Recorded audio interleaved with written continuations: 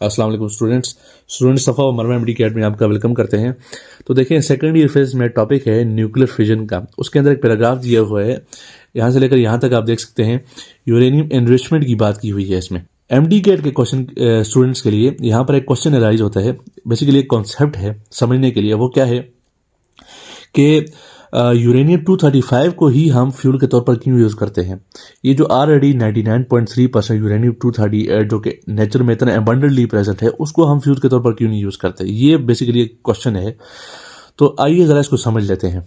तो देखें, यूरेनियम 238 जो है वो फिजनेबल तो है, उसकी फिजन हम कर सकते हैं, लेकिन उसके साथ कुछ प्रॉब्लम्स आती हैं। क्या प्रॉब्लम्स आती हैं? देखिए, पहले तो आप ये बात समझ लीजिए कि यूरेनियम 235 है ना, उसकी फिजन हम एक लो एनर्जी न्यूट्रॉन से भी कर सकते हैं। 0.025 इलेक्ट्रॉन वोल्ट, ये बहुत ही माइन्यूट एनर्जी होती है, बहुत ही कम एनर्जी होती है। इन एनर्जी के न्यूट्रॉन्स को जो होते हैं ना, हम कहते हैं थर्मल न्यूट्रॉन्स, ठीक है, जो इतनी लो एनर्जी के न्यूट्रॉन्स होते हैं।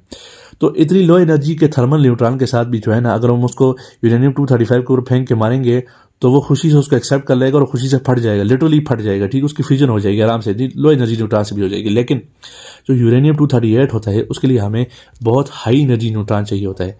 1 मेगा इलेक्ट्रॉन वोल्ट से ज़्यादा एनर्जी का हमें न्यूट्रॉन चाहिए होता है। ऐसे न्यूट्रॉन को हम फास्ट न्यूट्रॉन कहते हैं, फास्ट न्यूट्रॉन, ठीक है जी। तो चूंकि इतने हाई एनर्जी न्यूट्रॉन को जनरेट करना पार्टिकल एक्सेलरेटर में ये कोई मजाक का काम नहीं है, लिहाजा हम यूरेनियम 238 को अवॉइड करते हैं, जबकि यूरेनियम 235 को ही यूज़ करना हम प्रेफर करते हैं।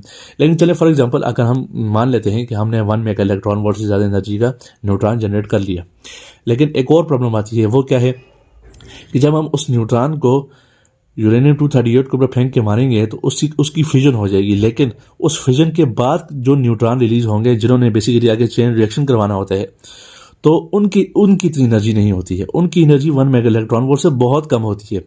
तो चूंकि चेन रिएक्शन नहीं हो रहा, तो भाई हमने एक न्यूक्लियस की फ्यूजन करवा के हमने क्या करना है, हमने तो आगे चेन रिएक्शन करना है ना, जिससे हमारे पास मास में एनर्जी प्रोड्यूस हो सके।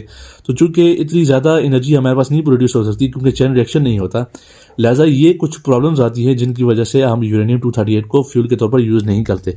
इसलिए न्यूक्लियर फिजिक्स के अंदर यूरेनियम 238 को नॉन फिजाइल कहा जाता है। मतलब इसकी फिजन तो हो सकती है, लेकिन ये फिजाइल नहीं है, नॉन फिजाइल है।